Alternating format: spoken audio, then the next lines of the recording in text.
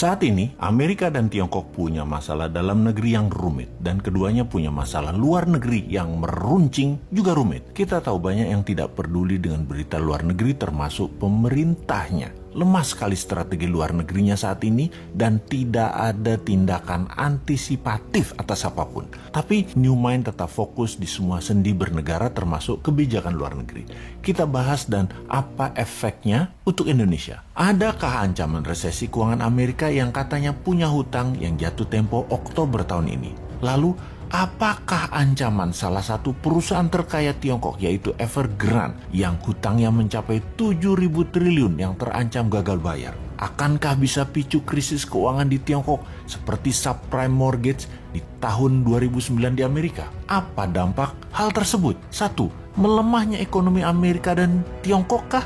2. Menurunkan kebutuhan komoditas impor seperti baja, nikel, besi, batubara, dan lain sebagainya? 3. Agenda investasi kedua negara tersebut untuk Indonesia bisa tertunda atau dibatalkan. 4. Menurunnya harga komoditas akan menekan harga ekspor Indonesia. 5. Sentimen negatif terhadap pasar modal. Mungkinkah? Jadi bagaimana kita melihat hal itu semua? Kita urai jawabannya satu persatu. Evergrande tidak akan sistemik, tidak akan seperti subprime, pasti akan dibantu pemerintah Tiongkok, tapi juga dijadikan sebagai collateral damage at the same times. Tesis common prosperity atau sosialisme garis keras akan berlanjut dengan beberapa penyesuaian atas beberapa tesis yang tidak nyambung dengan tujuan jangka panjang Tiongkok. Salah satunya kripto yang sudah mulai dilarang di Tiongkok selain mengambil sebagian kekayaan orang kaya di Tiongkok. Capital flight sudah dan akan terus terjadi dari Tiongkok dan Hong Kong. Beneficiary-nya atau yang diuntungkan justru Singapura dan Malaysia. Ini yang di Asia Tenggara,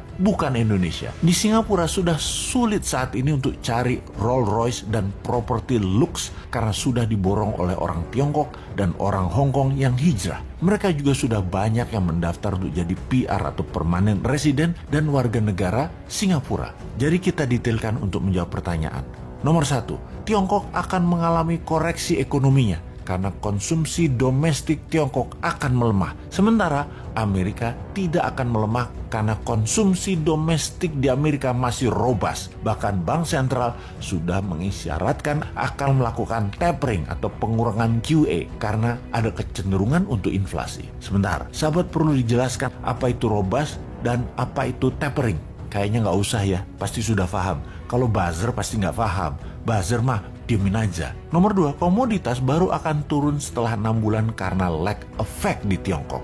Nah, pasti nanya lagi nih, lag effect itu apa? Sahabat, memang jarang masyarakat umum memahami istilah keuangan karena bernegaranya dibuat oleh para pejabatnya hanya fokus di politik. Kasian rakyat ini jadi bego urusan ekonomi, taunya paling pol dagang doang karena perilaku bernegara pejabatnya.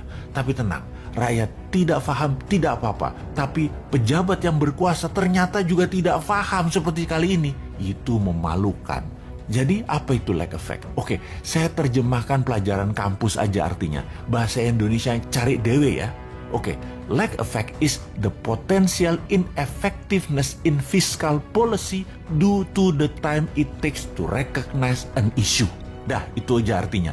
Cari sendiri ya artinya. Kita lanjut. Nomor 3. Capital flight dari Tiongkok nggak akan ke Indonesia. Amerika dan Tiongkok telah melakukan QE masing-masing sebesar 5 triliun dolar. Amerika 4 triliun, Tiongkok 1 triliun dalam 20 bulan terakhir. Tapi nggak akan ada imbasnya ke Indonesia secara berarti. Pasti pada nanya lagi, QE itu apa? Wes, kali ini Bosman jadi orang belagu dah, sok berilmu. Niatnya cuma satu sih, nantang manusia yang katanya terbaik bidang ekonomi. Oke, QE itu adalah quantitative easing. Terjemahan bebasnya adalah printing money. Wes, paham ya? 4. Harga ekspor komoditas akan terkoreksi setelah 6 bulan dari saat ini, tapi akan bergerak hanya turun sedikit. 5. Pasar modal akan terkoreksi sedikit tapi akan terbang kembali.